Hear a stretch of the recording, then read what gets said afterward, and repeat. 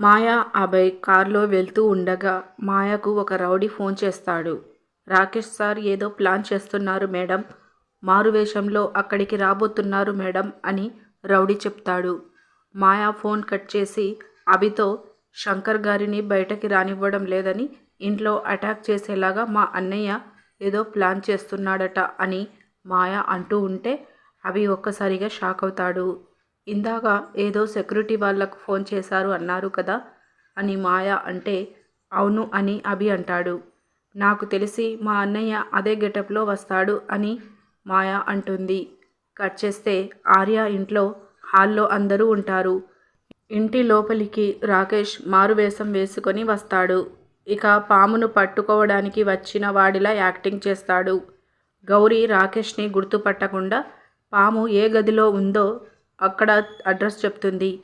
ఇక వెంటనే రాకేష్ మెట్లపై నుంచి పైకి వెళ్తూ ఉండగా శంకర్ పైనుంచి కిందికి వస్తాడు.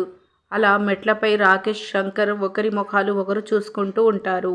ఇలా మనకి చూపిస్తారు. ఇదండి ఇవాల్టి అప్డేట్స్. ఇలాంటి డైలీ అప్డేట్స్ కోసం మన ఛానల్ని సబ్స్క్రైబ్ చేసుకోండి. Thank you.